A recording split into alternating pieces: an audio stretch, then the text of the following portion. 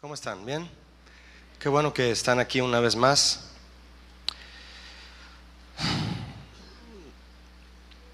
Yo me quedé con algo que compartir también ahorita que nos estaban ministrando en lenguas y luego fue interpretado.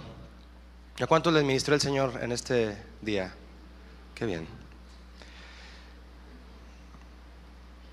Quisiera no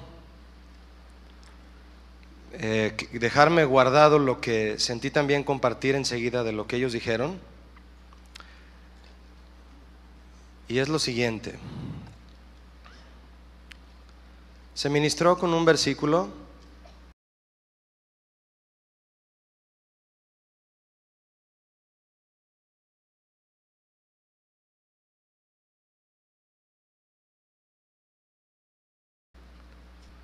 que está en Proverbios y que dice: el que oculta su pecado, ¿qué pasa? ¿Quién se lo sabe? No prosperará, ¿cierto? ¿Lo han leído? El que oculta su pecado, ¿no qué? No prosperará. ¿No prosperará en qué sentido? ¿En qué sentido? En todos. En todos los sentidos no prosperará. Pero ¿recuerdan qué dice después? Dice: mas el que lo confiesa, ¿y qué más? Y se aparta, alcanzará misericordia. ¿Recuerdan lo que le dijo Jesús a la mujer que sorprendieron en adulterio? Le dijo: ni yo te acuso. ¿Qué le dijo después? Vete, ¿y qué más? Y no peques más.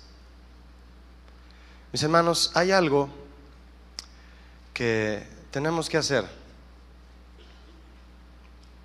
Se nos ministró acerca de confesar nuestro pecado. ¿Cuántos les confesaron su pecado a Dios? ¿Ustedes están conscientes de que Dios conoce nuestro pecado? Ahora les voy a preguntar algo. ¿Cuántos tienen esposa? ¿Cuántos tienen hermanos con quien se la llevan así padrísimo, hermanos de tu familia? Si no eres casado. Ok, los que tienen esposa la levantaron, ahora ya no la levanten. Ahora los que son solteros, ¿cuántos tienen hermanos de confianza, cristianos? Bien. ¿Tu papá es cristiano, tu mamá es cristiana? ¿Quién más levanta la mano? Que le tengas confianza. Muchos también. ¿Sabías que cuando David pecó con Betsabé, él quiso ocultar su pecado? ¿Cuántos lo saben? Él quiso actuar como si nada. Pecó de adulterio y pecó de homicidio. ¿Recuerdan quién llegó a confrontarlo? ¿Quién llegó? Natán.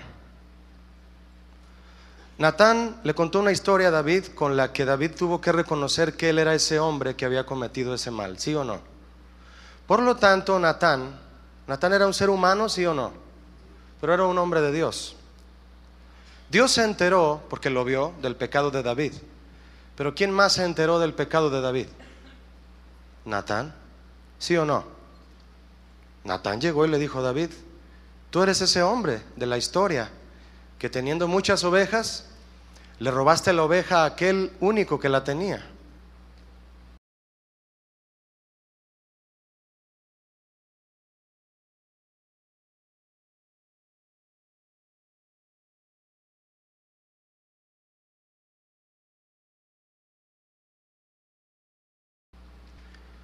Y pecaste, David. ¿Quién más creen ustedes que se enteró del pecado de David? Yo estoy enterado. ¿Tú no? Quiero preguntarles algo. Escuchen esta pregunta todos. Si tú estás ocultando tu pecado, no a Dios, porque a Dios no se puede, ¿verdad? Y ya lo confesaste, ¿y cuántos saben que Dios al confesárselo Él nos lo ha perdonado? En este momento, si tú pediste perdón por tu pecado, Dios te lo ha perdonado. Pero ya te voy a decir una cosa. El hebreo en el proverbio, cuando dice: mas el que lo confiesa y se aparta, se refiere a confesarlo no solamente a Dios, sino a alguien de confianza. Si tú continúas con un pecado que solo le confiesas a Dios, y eso es perfecto, que se lo confieses a Dios, pero no se lo dices a la persona a quien más amas y a quien más te ama, vas a seguir de manera astuta cometiéndolo.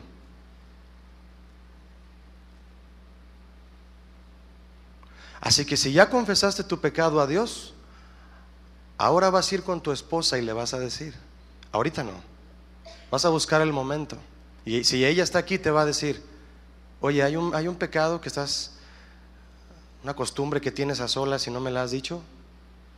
Cuando tú le digas tu pecado a esta persona, tú vas a quedar cubierto por la confianza de una persona que te ama y que te va a cuidar y que te va a hacer sentir vergüenza delante de ella y de Dios, para no volver o pensarlo dos veces cuando quieras cometer ese pecado.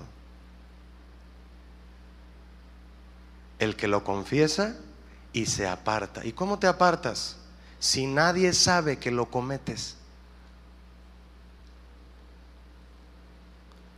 Porque muchos venimos a la iglesia y le pedimos perdón a Dios por nuestros pecados. Eso es lo primero. No quiero que piensen que es más importante confesárselo a una persona. ¿Sí estamos de acuerdo en eso? No quiero que piensen eso. La administración fue clara y fue directa. Pero repito y lo dejo claro: si no se lo dices a una persona que amas o que te ama a ti, si lo mantienes en secreto tú, dudo que con facilidad lo dejes en realidad. Si tienes esposa y no sabe en lo que te has metido, tienes que decírselo. Si tienes esposo y él no sabe lo que has hecho, mujer, tienes que decírselo a tu esposo. Decirle a tu esposo o a tu esposa: ya me confesé con el Señor, Él ya me perdonó, pero yo quiero que tú sepas lo que estuve haciendo. Y entonces esa vergüenza en Dios, esa tristeza en Dios, porque hay una tristeza que es de Dios, te va a hacer mantenerte arrepentido y temeroso delante de Dios, pero también de los que te aman, de no volver a hacer algo oculto. Porque tal vez haces algo que nadie sabe que lo haces, solo Dios. Y como solo Dios lo sabe y Dios no se lo dice a nadie,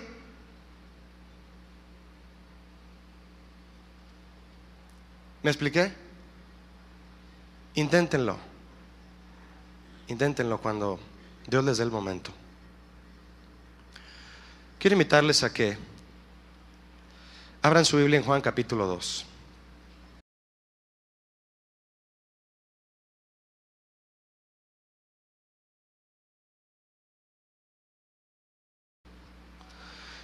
Este pasaje de Juan capítulo 2 es el pasaje titulado Jesús purifica el templo. Antes de leerlo, quiero comentarles algo. Este pasaje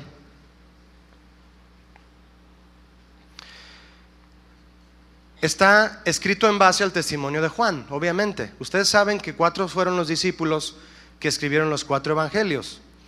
Los 4 evangelios son 4 testimonios serios y poderosos de lo que Cristo hizo. ¿Quién testificó de lo que Cristo hizo?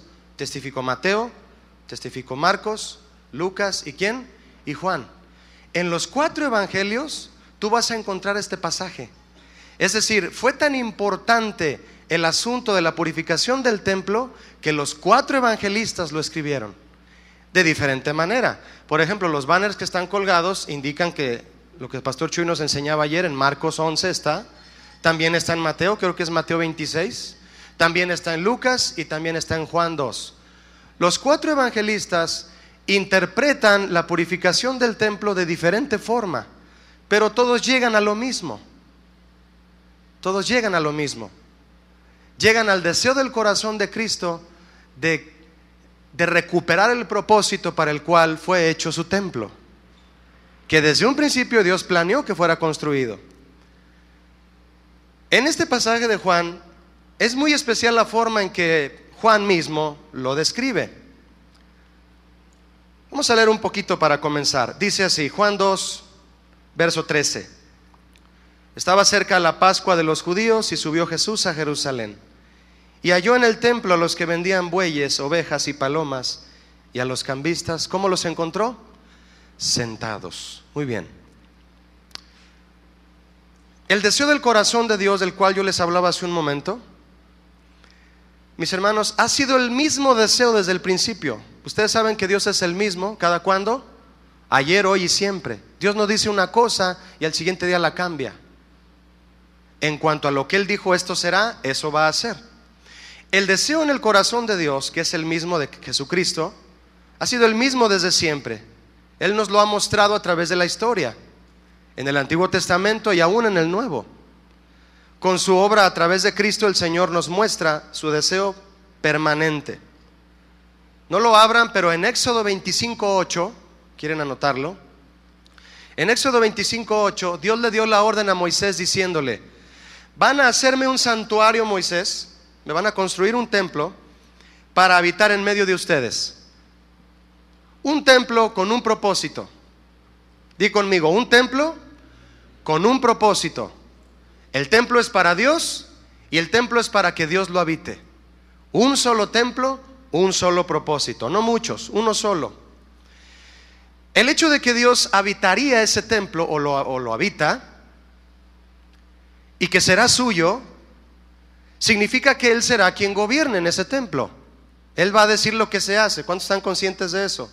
El Señor gobierna en su templo, Él va a decir lo que se haga en su templo. Después en el versículo 9 de Éxodo 25 continúa diciéndole Dios a Moisés: mira, Moisés, conforme a todo lo que yo te diga,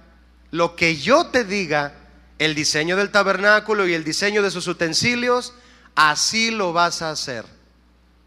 ¿Cómo lo iba a hacer Moisés? Como yo te diga, dice el Señor, perdón.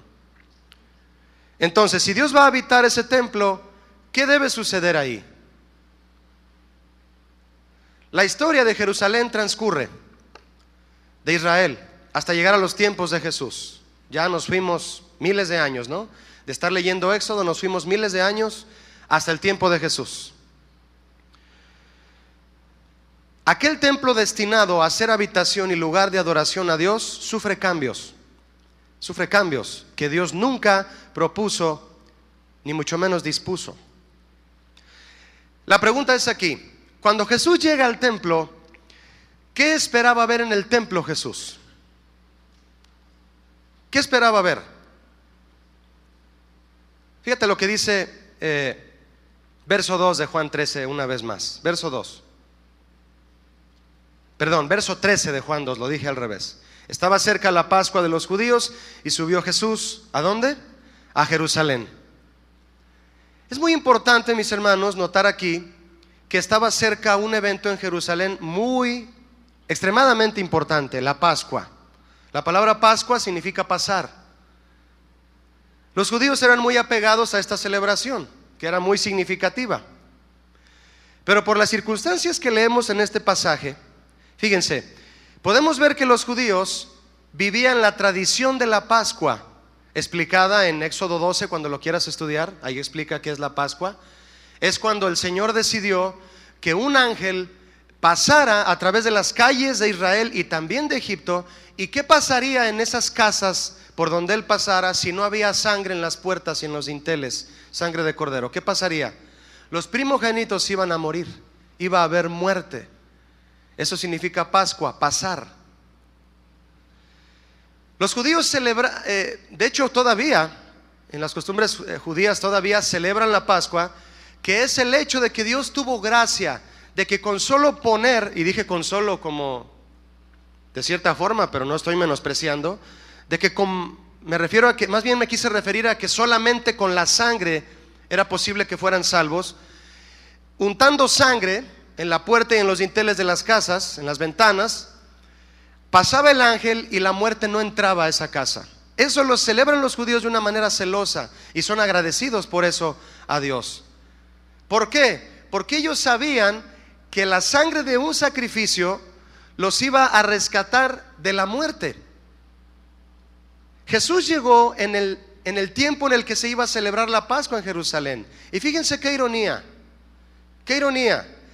Los judíos vivían la tradición de la Pascua, pero no vivían la revelación de la Pascua. ¿Qué era la tradición de la Pascua?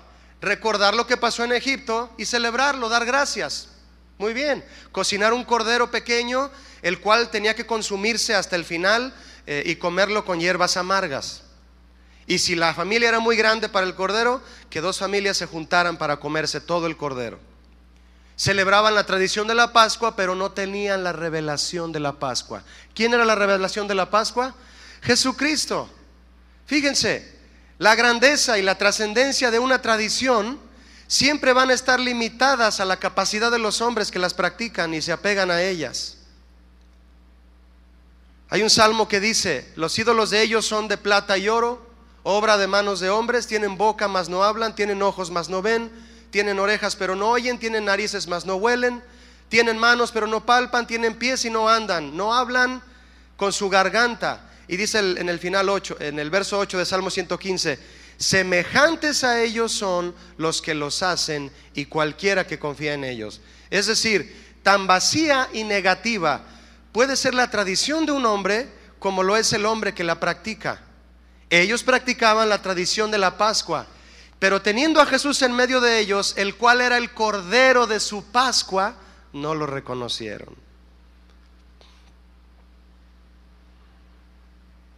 En cambio, la revelación de Dios es ilimitada, ya que es la misma sabiduría y gracia de Dios sobre el hombre para poder ser enseñado y renovado. Los judíos no querían ser enseñados, por lo tanto, si alguien no es enseñado, no puede ser renovado. Si no eres enseñado, no puedes ser renovado. ¿Qué le pasó al templo? Preguntaba Jesús. ¿Qué sucede en mi casa? El templo quedó atrapado en la tradición. ¿Y qué es lo que esto produjo? Si hay algo que detiene el avance, el crecimiento, el desarrollo y la renovación de una nación, fíjense que no dije solo de una persona, de una nación. Y también de una persona, obviamente. Lo que detiene el avance y el crecimiento de una persona es aferrarse a sus costumbres y a sus tradiciones. Imagínate lo que te dije hace un momento: los judíos celebrando la Pascua sin darse cuenta que el Cordero de Dios caminaba entre ellos. El apóstol Pablo dijo: Jesús es nuestra Pascua. Se los dijo a los corintios. Él es nuestra Pascua, la cual debemos celebrar. Estaban ciegos los judíos en ese momento. Jesús entre ellos y ellos comiéndose un animalito, teniendo al verdadero Cordero frente a ellos para alimentarse de él.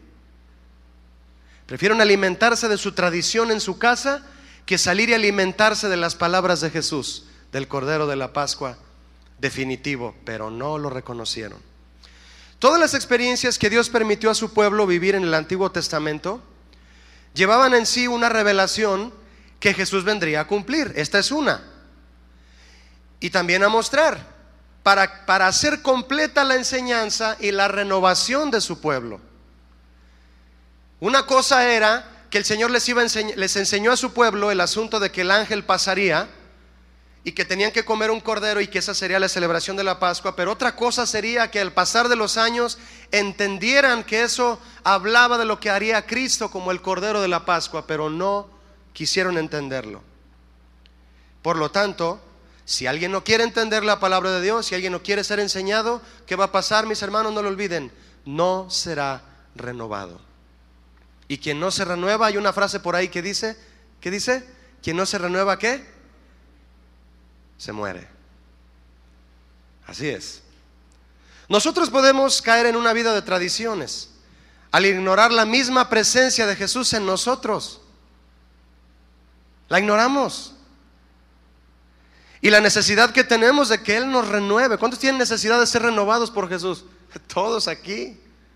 ¿Saben hasta cuándo tenemos que ser renovados? Hasta que Él venga por nosotros. En ese momento vas a ser totalmente renovado. ¿Por qué? Porque dice 1 Corintios 15 que nuestro cuerpo va a ser ¿qué? Glorificado. Estamos en un cuerpo hecho de carne. Y la carne es ¿qué? Dijo Jesús a sus discípulos en el Getsemaní. La carne es débil. El espíritu es el que está dispuesto. La carne se opone por tradiciones. El espíritu por la voz de Dios que puede y alcanza a escuchar, quiere renovarse. Pero ¿qué es lo que hay que dejar? Las tradiciones en este caso. Cuando les digo ignorar la presencia de Jesús, no me refiero solo a que no lo busquemos, sino simplemente a no ponerlo en primer lugar. Te lo digo de otra manera. Si yo te estoy exhortando a que no ignores la presencia de Jesús, no te estoy diciendo solamente que lo busques o invitarte a que lo busques, sino que en todo momento Él sea la prioridad.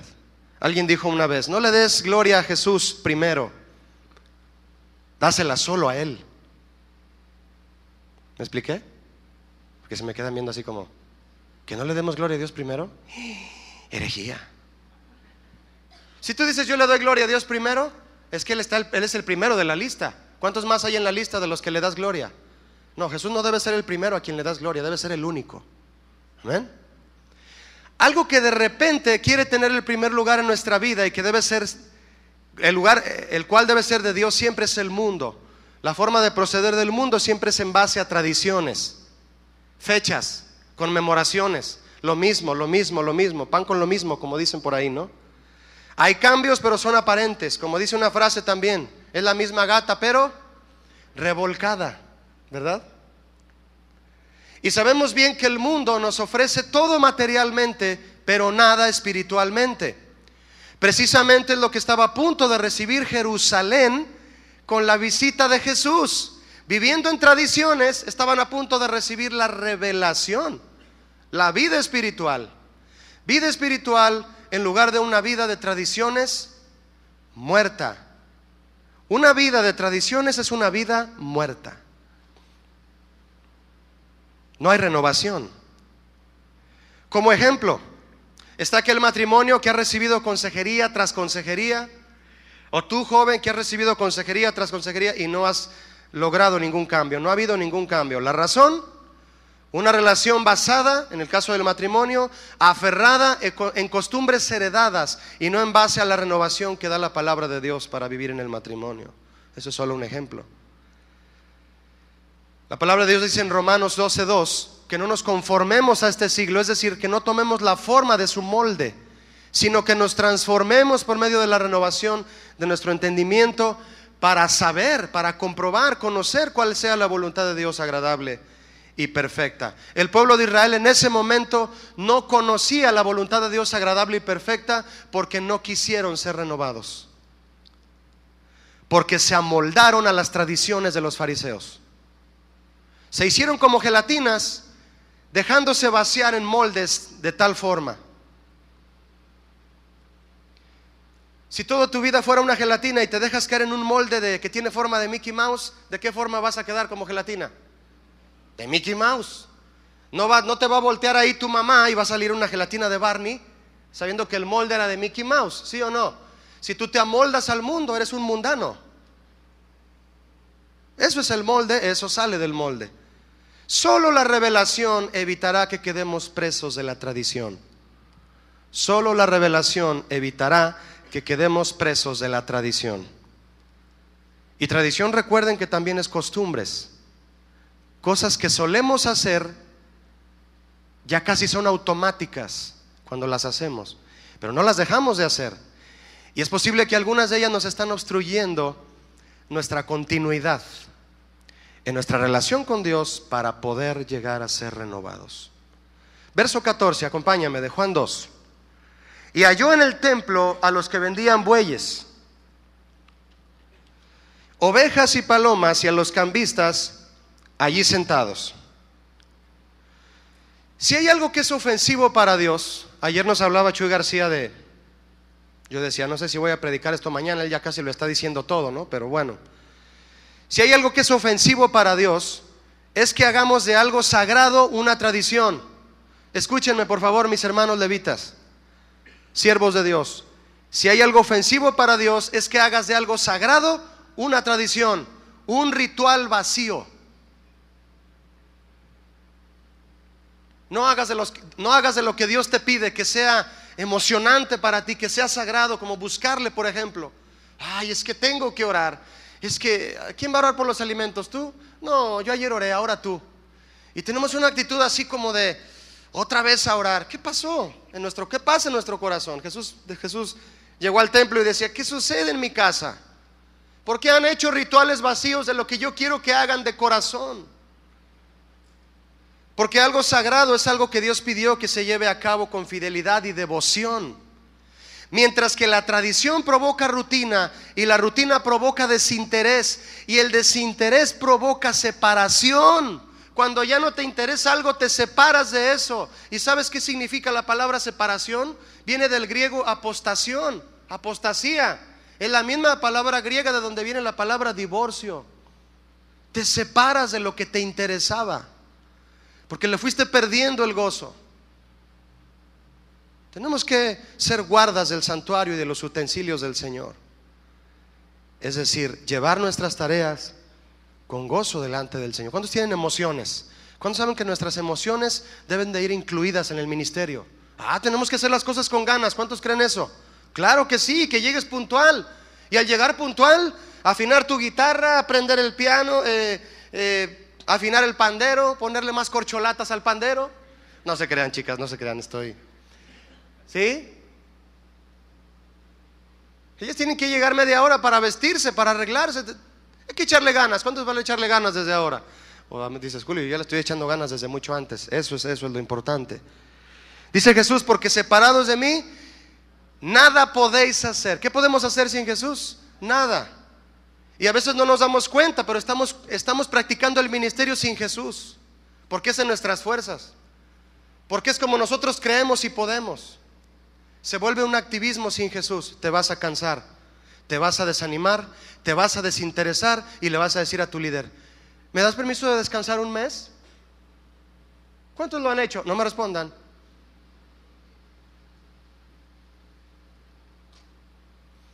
El pastor Chuy García tiene 30 años en el liderazgo de Casa de Oración. Yo no he escuchado que le pida al pastor Olivares un mes de descanso. 30 años. Y muchos por habernos desinteresado de nuestro servicio a Dios y no hacerlo con emoción. Pedimos un mes de descanso. ¿Qué pasó ahí? Nos estamos desinteresando, hay una separación y la separación es sinónimo de muerte.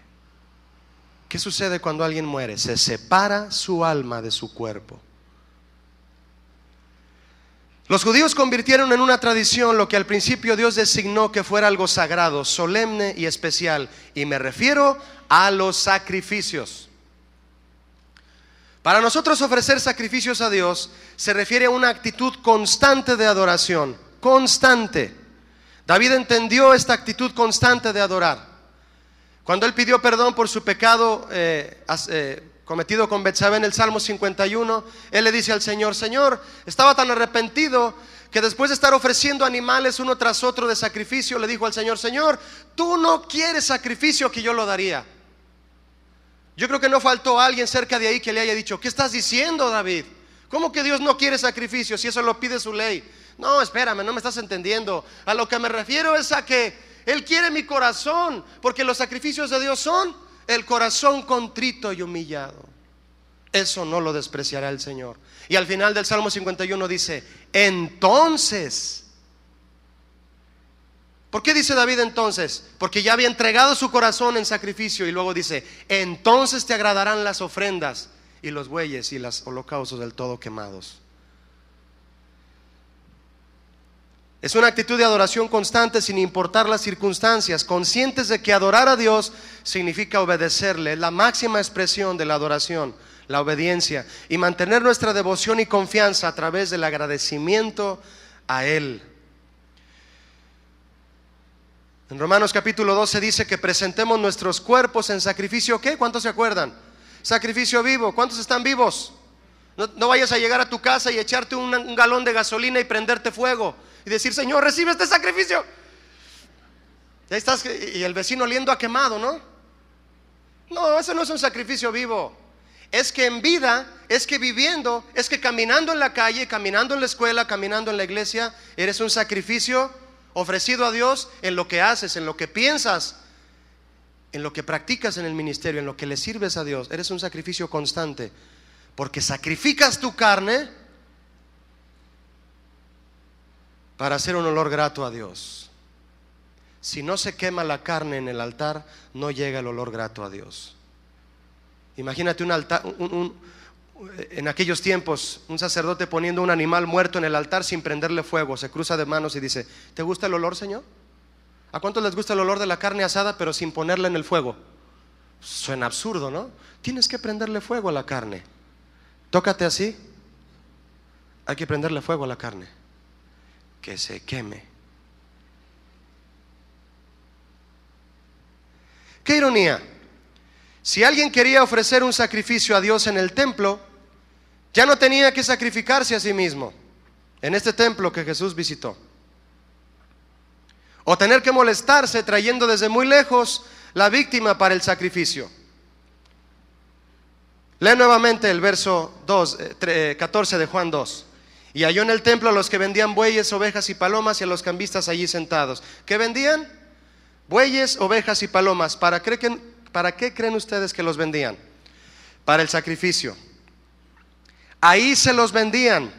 Había de todos los tamaños, de todos los colores, pesos y precios. Todos nosotros sabemos lo que Dios le pidió a Abraham, un sacrificio muy especial. No le pidió un animal, ¿verdad que no? ¿Le pidió a quién? Le pidió lo mejor que él tenía. Le pudo haber dicho a Abraham: quiero que me ofrezcas el mejor animal de tu manada. Abraham, yo estoy seguro que no se hubiera puesto a llorar. Ay, Señor, es que me ha costado tanto engordarlos. Cuesta tan cara la pastura. Cuesta tan caro traer el pasto y llevarlos. Es mucho dinero, Señor. Te voy a ofrecer uno medio flaquito. Ah, pero no, le pidió a su hijo. Y no se iba a poner a ver a Isaac y decir: Señor, está flaquito mi hijo. Mira nomás, apenas es talla 2. ¿Para qué me lo pides en sacrificio, Señor? No, le estaba pidiendo lo que más amaba.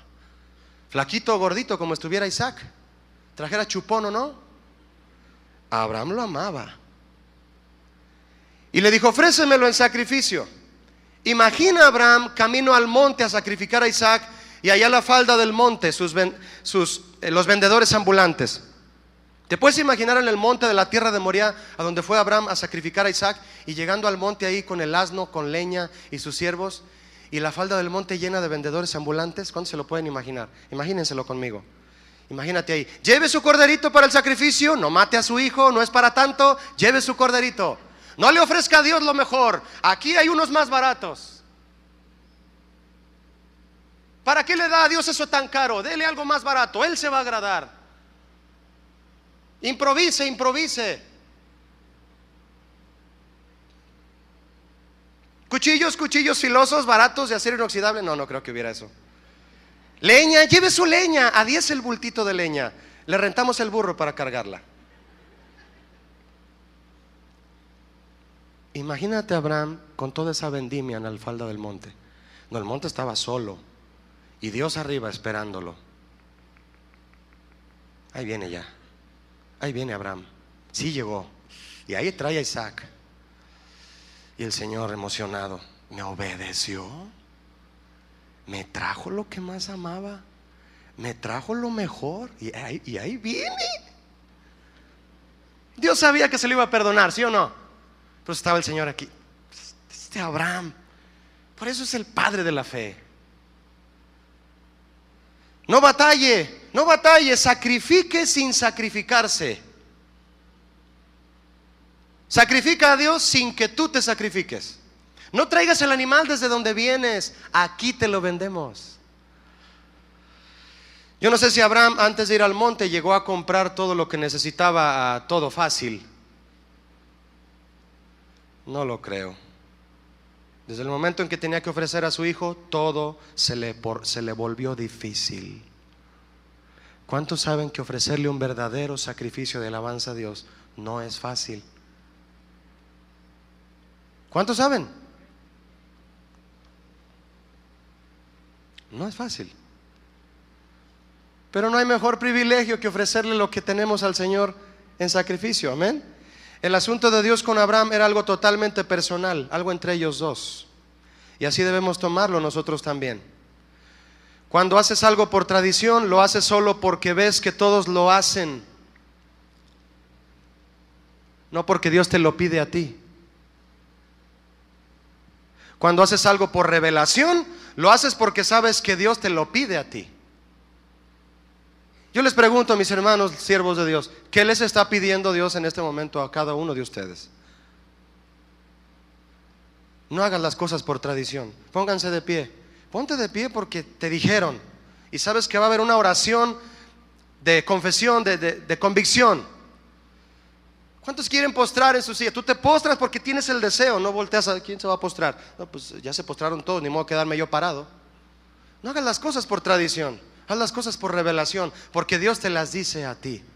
Tal vez los judíos llegaron a pensar, pues pagar unas monedas por un animalito para no tener que traer el animalito desde 5 o 6 kilómetros o de muchos más kilómetros, porque ese templo era visitado por gente de muchas naciones. Pagar unas monedas por un animalito a la puerta del templo, eso ya era un sacrificio. Ay, ¿cuánto me cuesta tener que sacrificar al Señor? ¿Cuánto me da ese flaquito que está ahí? No, pues 2 talentos. Ay, sí, qué sacrificio a Dios. Ay, tenga 3 talentos. ¿Eso ya es un sacrificio? Yo lo dudo. El engaño de Satanás precisamente consiste en que el hombre mismo sea quien decida lo que se debe sacrificar a Dios. ¿Cómo engañó a Adán y Eva? ¿Que no comieras de ese fruto del huerto? No es cierto, no es cierto. Y comieron. El engaño de Satanás es es que el hombre obedezca a Dios a su manera, que le ofrezca lo que él quiera. Yo voy a la iglesia cuando yo quiera, yo me meto al ministerio cuando yo quiera, yo sirvo a Dios cuando quiera. Y si yo me salgo del grupo de alabanza es cuando yo quiera. No, y si me salgo, pobre del grupo, sin mí nada son. ¿Usted qué te crees, la vid? La vid, no David. Ese es el engaño de Satanás. El rey David renunció a esa clase de atajos. Dios le demandó a David a través de un hombre llamado Gad, que le dijo: levántate, David, y levanta un altar a Jehová por razón de una plaga que había en su pueblo, y ve a visitar la era de Arauna Jebuseo, le dijo. Y David obedeció y fue conforme al dicho de Gad, según le había mandado el Señor, dice la palabra de Dios. Y Arauna, este hombre, vio que David venía con sus siervos, y saliendo Arauna a la calle, se inclinó ante el rey David y se postró a tierra. Y le dijo Arauna al rey David: ¿por qué viene mi señor a su siervo? ¿En qué le puedo servir? Y David le respondió: te voy a comprar una era, un terreno, a fin de edificar un altar a Jehová, para que cese la mortandad del pueblo. Arauna le dijo a David: Señor, toma lo que quieras, lo que te pareciere, tómalo, es tuyo. Hasta los bueyes para el holocausto te los regalo, y los trillos y los yugos de los bueyes para la leña, tómalos, son tuyos. Todo esto, oh rey, Arauna te lo da. David le contestó a Arauna: no, sino por precio te lo compraré, porque no ofreceré a Jehová mi Dios. ¿Cuántos pueden decir mi Dios? No como el rey Saúl, que dijo: para ofrecerle sacrificios a tu Dios, le dijo a Samuel. David dijo: no ofreceré a Jehová mi Dios holocaustos que no me cuesten nada. Entonces David compró la era y los bueyes por 50 siclos de plata, y edificó un altar y sacrificó los animales. Y el Señor oyó las súplicas de David, y la plaga cesó en Israel. Hoy gran parte de la iglesia ha dejado de suplicar a Dios, ha dejado de ser casa de oración.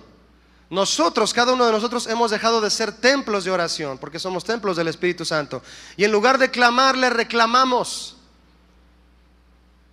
Que Dios nos perdone cuando le hemos reclamado en lugar de clamar a Él, lo cual sabemos es resultado de una mala percepción bíblica acerca de la intercesión, y también de falsas enseñanzas acerca de la intercesión. Reclámale al Señor sus promesas, dile que son tuyas, dile que Él te lo prometió, dile que Él es soberano.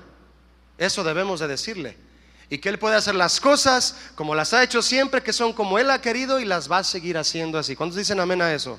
¿Cuántos saben que Él es soberano? Soberano es que Él hace lo que quiere, como quiere y cuando quiere. ¿Cuántos están de acuerdo con eso? Aunque no lo estén también. Jesús les dijo a los fariseos en una ocasión: ustedes invalidaron el mandamiento de Dios por su tradición. Cuando lo quieran leer, está en Mateo 15:6. Ustedes invalidan el mandamiento de Dios por su tradición. Yo les traigo la revelación de cómo deben ser las cosas en el templo, pero ustedes no me escuchan, no estudian mi palabra, no se meten en los salmos, no se meten en la sana doctrina, no se meten en las cartas de Pablo, etcétera, etcétera. No estudian la Biblia. ¿Cómo quieren entender los cambios que Dios quiere traer a mi pueblo si no los estudian? Jesús les decía eso en pocas palabras. ¿No me quieren reconocer? ¿Quieren reconocer más sus tradiciones? Invalidan el mandamiento de Dios. Cierran la Biblia y siguen en sus tradiciones. Aplicando esta verdad en nosotros, es así como puede ocurrir en nuestras vidas, porque ese es el propósito principal, ¿no? Que lo apliquemos a nuestra vida. Si no, entonces, ¿qué provecho tenemos? Que cuando nos permitimos caer en una rutina, mis hermanos, sin devoción, inconstantes, sin agradecimiento, contradecimos con nuestros actos lo que sabemos y enseñamos de la palabra de Dios. No te permitas contradecir con tus actos lo que está en tu mente y en tu corazón de la palabra de Dios. Los fariseos presumían que conocían la ley, que eran escribas, que eran doctores, que eran todo. Eso presumía Pablo, de la tribu de Benjamín, erudito en la ley, judío así, de sangre. ¿Y para qué le sirvió eso? ¿Qué dijo Pablo? Todo lo tengo por basura, por estiércol, para ganar a Cristo. Podemos hablar de alguien que en su Biblia dice que no adora imágenes. El sábado pasado que yo compartí la palabra, se me acercó en esta parte un muchacho que traía una Biblia católica con los libros apócrifos. ¿Los han visto? El libro de Judith, de Macabeos, ¿los conocen? Pero los demás libros son los mismos que tenemos aquí. Y tiene otra forma de interpretarlo porque es otra versión. Y se acercó con mucha confianza y me dijo: oye, Julio, ¿qué opinas de esta Biblia? Yo tengo, ¿qué me dijo? 5 meses de convertido. ¿Qué opinas de esta Biblia? ¿Es lícito que yo lea esta Biblia o necesito comprar otra? Yo le dije, no. Yo ya había leído esa versión y le dije, no, es que no te hace falta. Podrías comparar otras versiones para tu estudio, pero adelante, esa Biblia tiene lo mismo que esta, solo en otras palabras. La estuvimos hojeando ahí. Tú puedes criticar a alguien o juzgarlo o hablar de alguien que su Biblia dice que no debe adorar imágenes. Ustedes saben a lo que me refiero. Y tú llegas a su casa y en su casa tiene un mural de la Virgen. Tú dices, ¿cómo es posible que en la Biblia? Sí tiene la Biblia, aunque sea la grandota esa, ¿no? Ahí dice, ahí está el Salmo 115 también, que no debe adorar imágenes. Y llegas a su casa y tiene una imagen y la adora.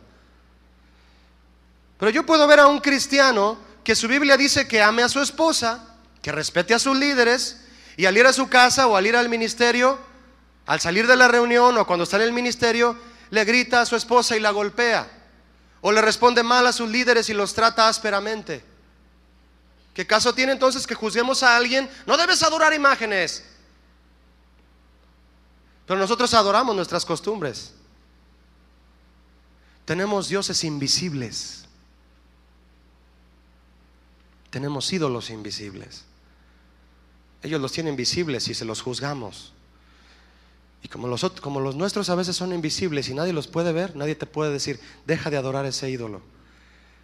Pero es posible que es porque sea un ídolo invisible. O el líder de alabanza que no ha dejado de oír música secular, por el gusto de escucharla y de escuchar las letras.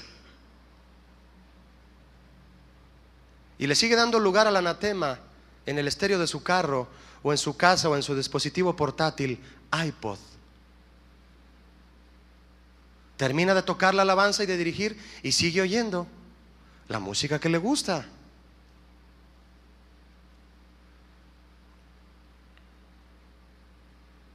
Tiene el anatema ahí en su dispositivo, el maldito. Si en lo que haces para Dios ya no hay devoción, harás de eso una tradición. Si en lo que haces para Dios ya no hay devoción, harás de eso una tradición. Y la tradición aburre. A mí lo único bueno que me gusta de una de las tradiciones aburridas de México es el pan de muerto. ¿No les gusta el pan de muerto? A mí me gusta con chocomil. Ya se les antojó, ¿verdad? Mete un pan de muerto remojado en chocomil. Bueno, si hay algunos que se asustan, Julio come pan de muerto. Bueno, es que les invito a que lean 1 Corintios 8. Estudien 1 Corintios 8 para que se den cuenta que no es mi intención herir a nadie que sea susceptible a lo que me refiero es a que es un pan. Lo hizo un panadero. Y antes de llevarlo a ofrecerlo al cementerio, porque llegan y los ponen en las lápidas ahí del panadero, salió a la tienda. Yo voy a la tienda antes de que lo ofrezcan a los ídolos. Porque a Pablo le preguntaban, oye Pablo, ¿nos podemos comer un bistec de vaca? Que cuando el carnicero mató a la vaca, antes de matarla para venderla en la carnicería, la ofreció a los ídolos ahí en Corinto. Dice Pablo, ¿qué son los ídolos? Son monos huecos. Oren por el bistec y cómanselo. Denle gracias a Dios que hay comida en la mesa y atránquense. Una buena rachera, ¿verdad, mi hermano Alfredo? En Guanajuato. No hablamos de eso. Verso 15 de Juan 2. Verso 15. Y haciendo un azote de cuerdas, echó fuera del templo a todos, y las ovejas y los bueyes, y esparció las monedas de los cambistas y volcó las mesas. Yo estaba leyendo ayer junto con el pastor Chuy García, que nos leía en Marcos, haciendo la comparación de esto, y bueno, entendí esto, miren, de lo que acabamos de leer. Les pregunto, si leyeron conmigo el verso 15, les pregunto, ayúdenme, ¿quién sacó a esta gente del templo? ¿Pedro? ¿Quién sacó a los cambistas del templo? Respóndanme. ¿Pedro? No. ¿Quién lo sacó? ¿Mateo? No, Julio, que te calles. ¿Quién lo sacó? Jesús lo sacó. Lo sacó a todos y con todo. Lo que debe estar o no debe estar en el templo es Jesús quien lo debe poner o quitar.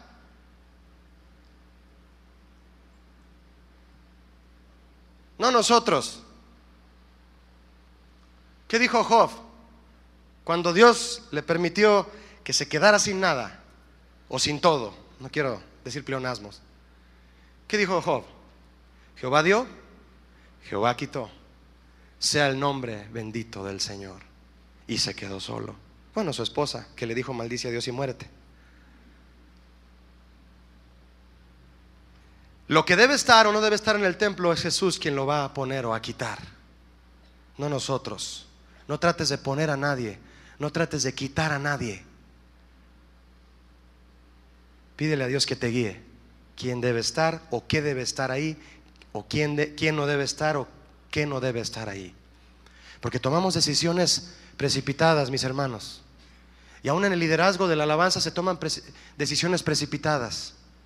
Y podemos herir a personas que necesitan madurar en el ministerio, que necesitan ser enseñados a través de la sana doctrina, y en lugar de tenerles paciencia y enseñarlos como la tuvieron conmigo muchos hombres y amigos del ministerio, que aún aquí andan algunos todavía, y yo volteo y los veo y digo, ¿cómo me aguantaron para poder yo llegar aquí? Y todavía hay algunos que me siguen aguantando. Me siguen aguantando y voy ahí avanzando todavía, ¿no? Jesús es quien debe mover las cosas en Él dio la orden de cómo debe ser su tabernáculo, no el hombre. Con esto me refiero a que tenemos que actuar con convicción, pero también con sabiduría. ¿Con qué los echó Jesús del templo? Di conmigo, con un azote de cuerdas. Díganlo fuerte, con un azote de cuerdas. ¿Sabes quién hizo ese azote? Jesús no lo compró. No compró el azote. Dijo, ¿dónde yo? Tráiganme un azote. No, Él lo hizo. Él lo hizo. Imagínate a Jesús buscando, yo no sé si buscó algunas lianas, yo no sé qué tipo de árboles habría en ese momento, o si arrancó unos lazos, unas cuerdas de los mismos vendedores, las deshilachó todas, hizo un amarre ahí, digo, ahorita van a ver, ¿no? Hizo su azote y lo empezó a agarrar. Él lo hizo. Era un azote que Él hizo. Made in Jesus. No era chino el azote. No decía made in China, era de Jesucristo. Es un azote que Jesús hizo. Imagínense que habrá sido de ese azote. El azote de Jesús, Él lo quiere poner en nuestra mano hoy. ¿Cuántos quieren tomar el azote que Jesús hizo? Pon tu mano así simbólicamente y di, Señor, pon en mí ese azote de cuerdas, porque voy a hacer lo mismo que tú. El azote de Jesús en tu mano, mi hermano, mi hermana, es la convicción de Dios en tu corazón para no permitir que, como en aquel templo, entre ligereza, entre tradición, entre conformismo, pereza y pecado. ¿Qué debe haber en tu mano para no permitir la entrada de todo eso al templo? ¿Y de cuál templo te estoy hablando?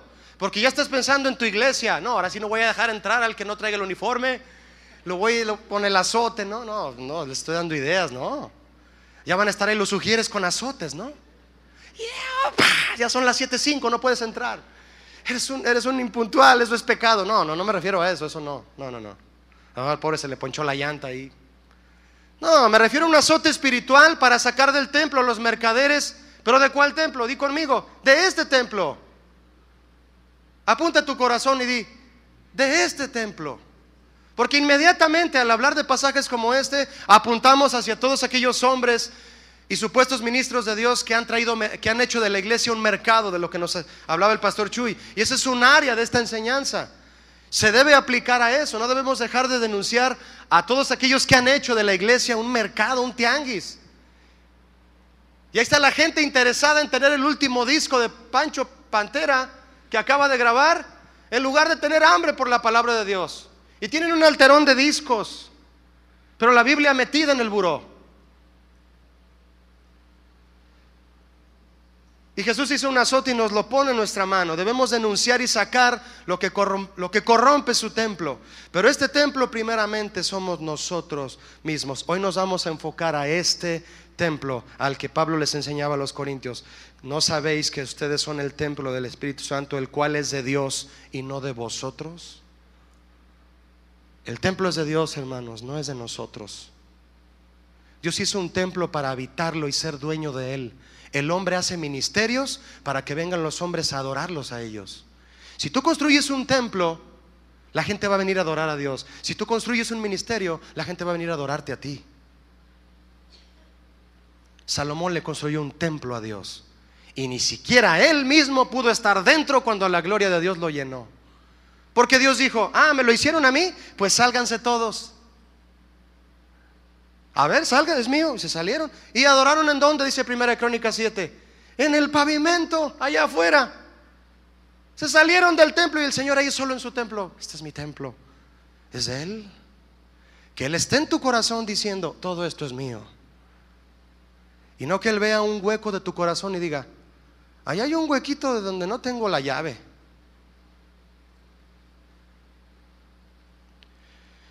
Con el azote de Jesús en nuestra mano debemos echar fuera de nosotros al mercader que quiere negociar con Dios lo que siempre le pertenece a Él. Quieras o no, mi hermano, mi hermana, hay ocasiones en que nos comportamos como mercaderes delante de Dios. Le pedimos cosas a cambio de nuestro servicio, o por lo menos las estamos esperando. Muchos sirven a Dios en espera de una ofrenda económica. Muchos sirven a Dios en espera de una recompensa material. Aún sirven a Dios en espera de una palmada en el lomo de su pastor. ¿Eso es bueno? Es bueno. Hay pastores sensibles que llegan y nos dicen, bien hecho. A mí cada rato me lo dicen. Y no porque lo haga bien, sino porque son buenísima onda conmigo. Bien hecho, Julio. Pero ¿por qué tenemos que estar esperando eso? Si nuestra recompensa viene de Dios, ¿cierto o no? Porque luego se corrompe el corazón y esperamos más cosas, ansiamos más cosas y ya estamos abriendo el corazón. Ahora a ver qué me dan, ahora a ver qué, y a dónde nos invitaron, ahora a ver qué nos ofrendan y a ver qué nos dan de comer. Jesús les dijo a sus discípulos cuando los envió a predicar, lo que les den de comer eso coman, no vayan a andar pidiendo que los lleven allá a la estancia gaucha. Lo que les den de comer, eso coman. Y no lleven 2 túnicas, lleven una túnica. Confíen en mí, yo los voy a suplir. Donde les dejen dormir, ahí duerman. Eso dijo Jesús a sus discípulos que Él envió. Todos aquellos que cobran y son unos pediches y exigentes de pedir hotel 5 estrellas, de cobrar $3,000 la hora, esos no son enviados por Jesús. Los que Jesús envió les dio órdenes estrictas de no pedir nada y de comer lo que les den. Los que no son enviados de Jesús, como se mandan solos, hacen lo que quieren. ¿Has oído la frase no te azotes? ¿Cuántos la han oído? No te azotes. El Señor nos dice esta mañana, pues azótate. Así que vamos a agarrar el azote y nada de que no te azotes. Dile al que está a tu lado, te vas a azotar con el azote de Jesús. Dios dice: azótate y saca ya esa actitud de negociador y de mercader. Deja de estar esperando de Dios una recompensa material. Ya tenemos una recompensa celestial. ¿Cuántos la tienen? Si estás seguro de tenerla. Si no, yo espero que al terminar este evento tú estés seguro de cuál es tu recompensa y no andes esperando una recompensa terrenal, que se acaban, se desgastan. ¿Qué le dijo? ¿Qué leíamos ayer de que le dijo Moisés a Coré? ¿Se te hace poco, Coré, que Dios te haya escogido para servir el tabernáculo y todavía vienes aquí a querer tomar un lugar que no te corresponde? ¿Se te hace poco? Se le hacía poco a Coré. ¿Y qué quería? ¿Recuerdan ayer qué quería Coré? Viñas y tierras. Quería dinero, quería terrenos, quería cosas materiales. Denunciamos a los que hoy por servir a Dios cobran una tarifa, y no dejaremos de hacerlo, por amor y advertencia a la iglesia y a ellos también. Pero ¿qué nos diferencia de ellos cuando nos negamos a darle a Dios eso que quiere que le entreguemos ya y sin reservas? Sabemos que no está bien que predicadores y cantantes y cristianos cobren la entrada a sus eventos, pero nosotros le cobramos la entrada a Dios a nuestra vida. Cuando ponemos pretextos para que haga la obra que tanto necesitamos que haga. Oye, quiero entrar a tu vida, quiero hacer un cambio en tu corazón. Espérame, Señor, es que todavía no. Le cierran la entrada, ¿no? Así como los que cobran le cierran la entrada a los que no pagaron boleto. ¿No traes boleto? No entras al Auditorio Nacional. No entras al Auditorio Telmex. No entras si no pagaste boleto. Y tú le quieres vender al Señor el boleto de tu vida para que pueda entrar. No, mi hermano. Si no le das la entrada libre al Señor a tu corazón, Él te va. Entonces aquí te dejo el azote en la puerta, porque necesitas darte unos buenos azotes. ¿O quieres que yo te los dé?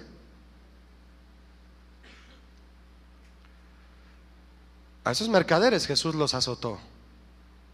Hoy nos dice el Señor: tú toma el azote y golpéate. Esto no debe estar en mi corazón. Si no, yo lo voy a agarrar y te voy a dar unos buenos azotes. ¿Qué prefieren? ¿Darse un azote ustedes? ¿Arrepentirse? Como dice la Biblia, ¿qué prefieres? ¿Caer sobre la roca o que la roca te caiga encima?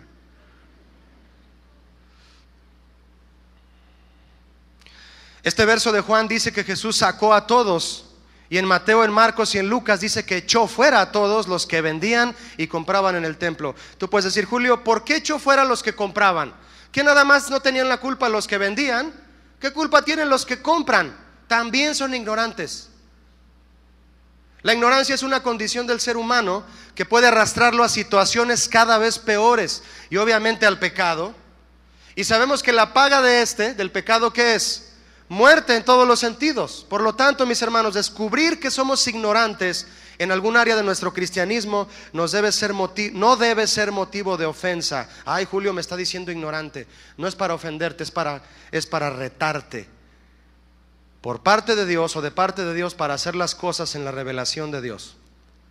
La iglesia cristiana tuvo una época en la que se corría la voz diciendo: para servir a Dios no necesitas ser un hombre preparado, solo necesitas el llamado de Dios y la unción de Dios.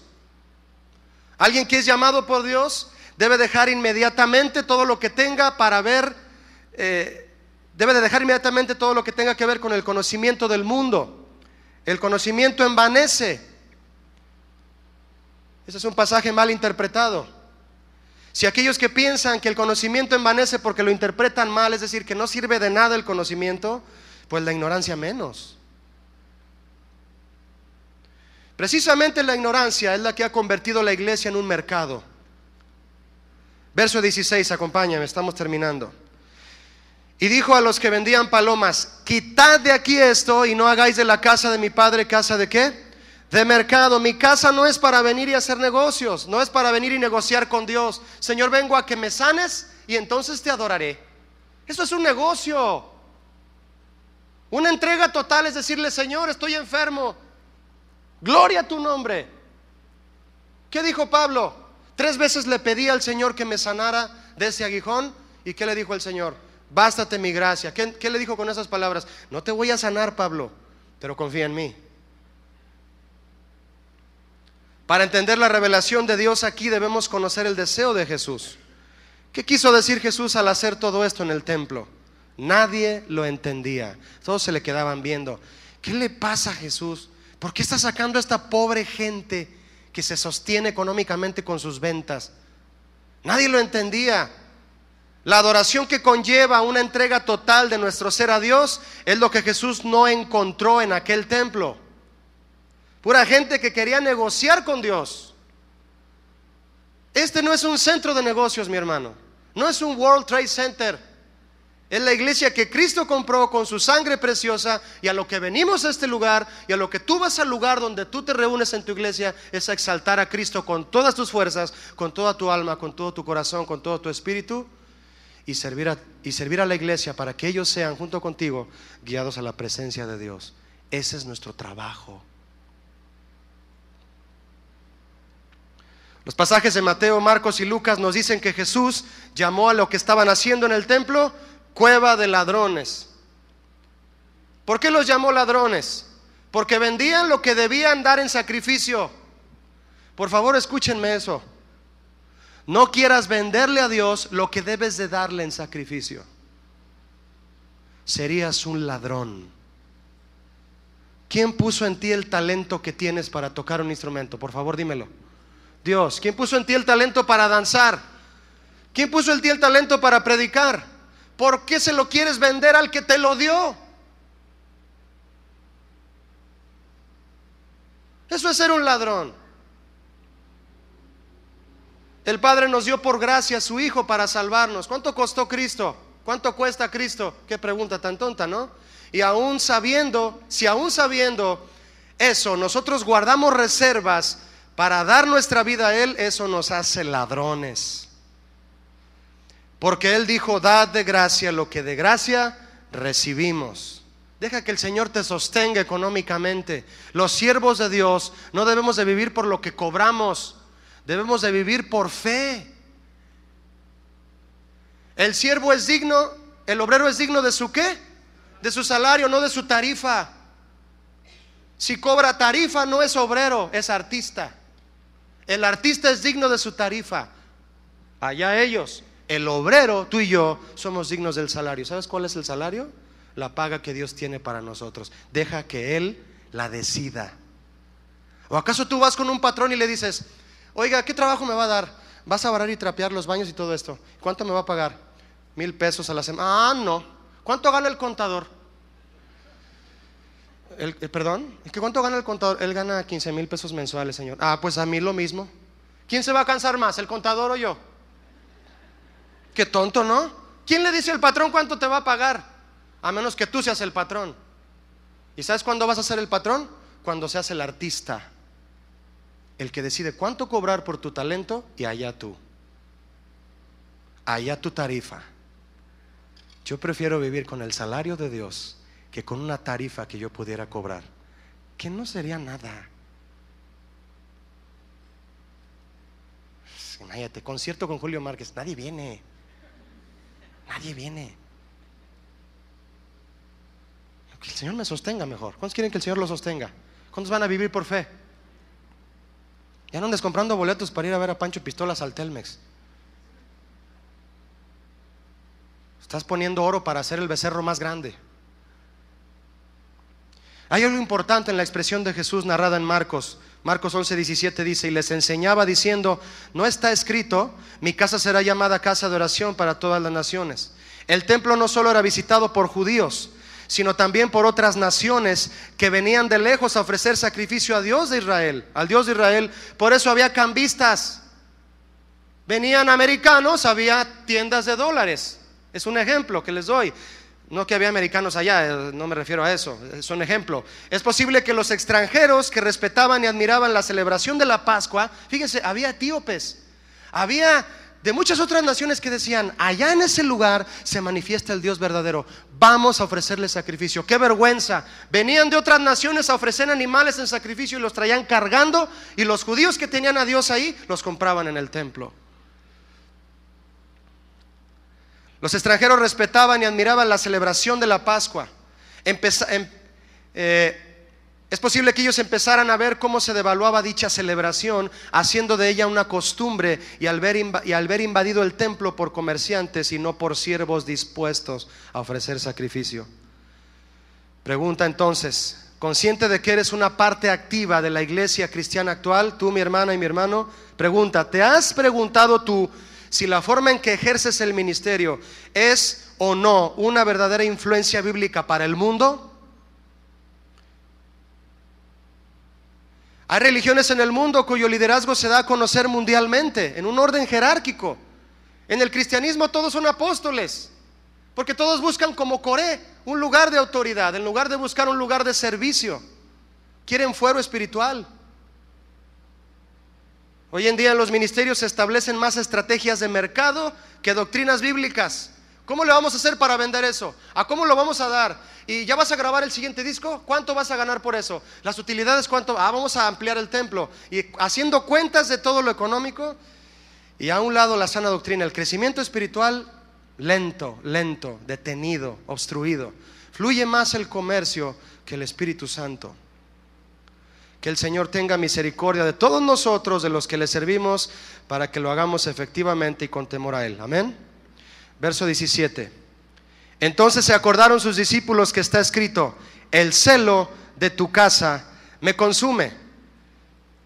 Para finalizar, mis hermanos, les pregunto, ¿de qué se acordaron los discípulos cuando veían a Jesús azotar a los mercaderes? Se acordaron de una escritura. Fíjate, ¿por qué se acordaron de una escritura? Porque todo el tiempo que andaban con Jesús, Jesús siempre les hablaba de las escrituras. ¿De qué te acuerdas cuando andas con una persona? ¿Esa persona te recuerda la palabra de Dios? ¿Esa persona es una influencia para ti de la sana doctrina o es una influencia que te saca de la vida en santidad? Jesús no hacía otra cosa más que hablar desde la palabra. Por eso cuando lo vieron correr a los mercaderes, ha de haber volteado con ellos: ¿sí saben lo que estoy haciendo? Y sus discípulos: ¿qué piensas, Pedro?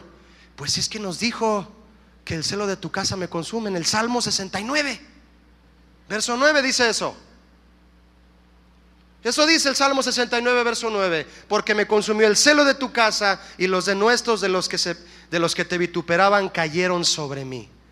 Por eso a los discípulos de Jesús no les pareció absurdo lo que Jesús hacía. Escuchen, a los que son discípulos de Jesús no les parece absurdo lo que Jesús hace. Pero los que nunca escucharon la escritura veían lo que Jesús hacía y decían: este está loco. Porque no sabían la escritura, no sabían que el Salmo decía lo que él estaba haciendo. ¿Qué se entiende cuando decimos me consume? Es que no hay una sola parte de mi ser que tenga otra tendencia. Alguien que todavía tiene tendencias vanas es porque no ha sido consumido. Perdón por el ejemplo, pero tú le degollas la cabeza a un pollo y sigue corriendo como 5 minutos. ¿Los han visto?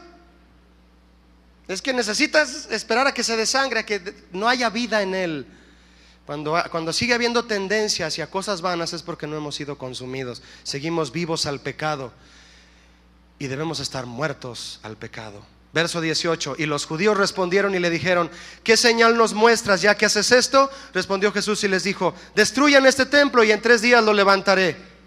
Para entender lo que Jesús decía, tenían que haber entendido primero el propósito por el cual él había venido a ellos, pero no le conocían. Y por eso se les hizo absurdo lo que Jesús dijo.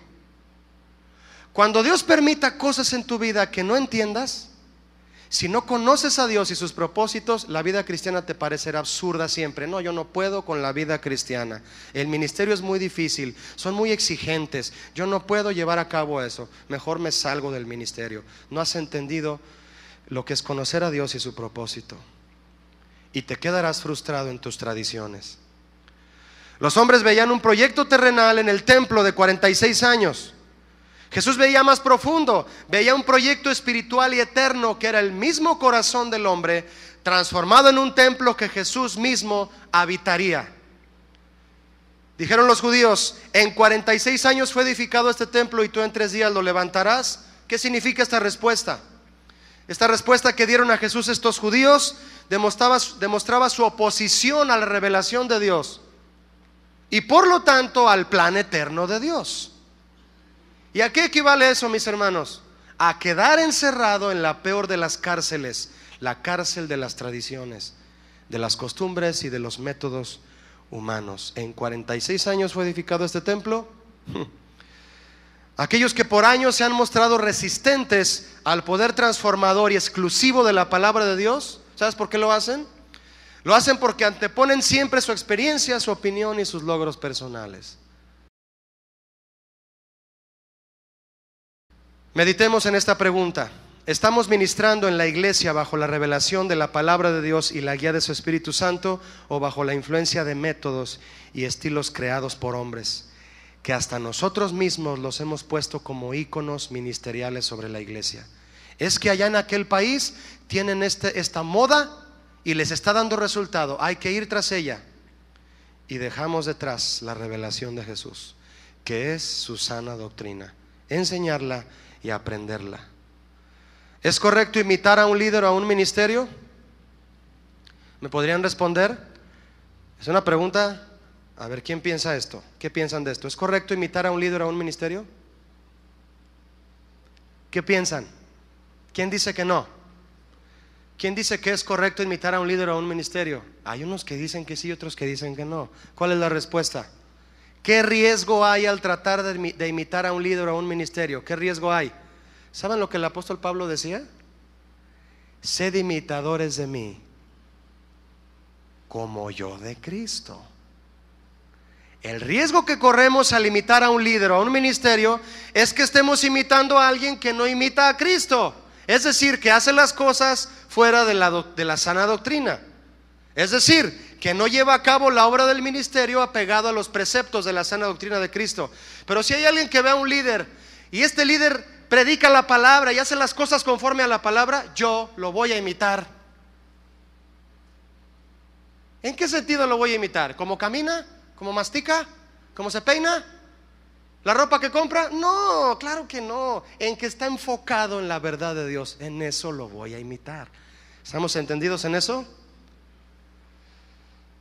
Verso 21 de Juan 2. Mas él hablaba del templo de su cuerpo. Es decir, Jesús ya visualizaba el cuerpo del hombre como el templo que él habitaría, el cual es un templo hecho por él, rebasando con esto el límite de habitar templos hechos por manos de hombres. Esos se derriban. Pero al tercer día que él resucitó, nos levantó juntamente con él, amén. Y somos templos de su Espíritu Santo. Pero aquellos judíos no alcanzaban a ver más allá de lo superficial. Cuando un líder espiritual pierde el enfoque de ministrar primero el corazón del hombre y su condición espiritual, su interés se desviará inmediatamente hacia lo terrenal, y muchos serán desviados junto con él. Verso 22 de Juan 2. Por tanto, cuando resucitó de entre los muertos, sus discípulos se acordaron que había dicho esto y creyeron a la Escritura. ¿A qué creyeron? ¿A lo que decían los fariseos? Creyeron a la Escritura y la palabra que Jesús había dicho. Sus discípulos se acordaron de lo que Jesús dijo. Nosotros, mis hermanos, debemos ser siervos de Dios que recordamos de manera constante lo que dice la Biblia, no lo que dicen y enseñan los hombres, no lo que está funcionando allá, pero que no va a pasar de un año que deje de funcionar, porque no es bíblico. Se acordaron de lo que dice la Escritura. Al leer los evangelios podemos encontrar frases de Jesús como esta. Fíjense lo que Jesús preguntaba. Todo esto Jesús lo dijo. Escuchen lo siguiente. ¿Nunca leíste en las Escrituras? Erráis ignorando las Escrituras. ¿Cómo entonces se cumplirán las Escrituras? Que se cumplan las Escrituras de los profetas. Pero es así para que se cumplan las Escrituras. Hoy se ha cumplido esta Escritura delante de vosotros. ¿Cómo dice la Escritura? De su interior correrán, etcétera. Y la Escritura no puede ser quebrantada. Y la Escritura, y la Escritura. ¿Y qué decía Jesús? La Escritura. Y es así como todo debe ser en el transcurrir de nuestra vida. Todo en base a la Escritura. Porque ahí está la revelación y así es como seremos renovados. Vamos a orar. Inclina tu rostro, te invito a hacerlo. Señor, te damos gracias por tu palabra. Te damos gracias que tú nos hablas a través de tu escritura. Levanta tu voz un poco más fuerte, con tu corazón. Demuéstrale el deseo al Señor de decirle: Señor, quiero ser un líder conforme a la escritura. Cuando llegaste a ese templo, Señor, te sorprendiste. No quiero que te sorprendas, Señor, o quiero que te dejes de sorprender cuando te asomas a mi corazón, aún viviendo ahí dentro de él, de lo que sucede en mi vida, Señor. No quiero comportarme como un mercader. Pídele perdón a Dios, mi hermano, mi hermana, si has estado viviendo una vida de comerciante con Cristo, pidiéndole cosas a cambio, estando pendiente de a ver qué es lo que Él te va a dar. Deja de estar pendiente de qué es lo que Él te va a dar. Mejor ponte a estar pendiente de lo que tú le ofrezcas a Él. Dile: Señor, perdóname por dejar de poner mis ojos en el verdadero sacrificio de alabanza que debo ofrecerte, con mis fuerzas, con mi tiempo, con mis ganas, con mi deseo, con devoción, con fidelidad, con respeto a mis líderes, luchando en contra de todo lo que está en contra de tu escritura, Señor. Que jamás nada de lo que tú hagas me parezca absurdo por ignorancia mía, Señor, sino que al conocer tu palabra, cuando yo vea que tú haces algo en mí y en mi iglesia, sepa que es tu voluntad y que está escrito, y yo como tu discípulo recordar que tú dijiste que lo harías y atender tus mandamientos, Señor. Gracias, Jesús, por darme el honor de ser tu siervo. No más negocios, sacrificios vivos delante de ti, en el nombre de Jesús.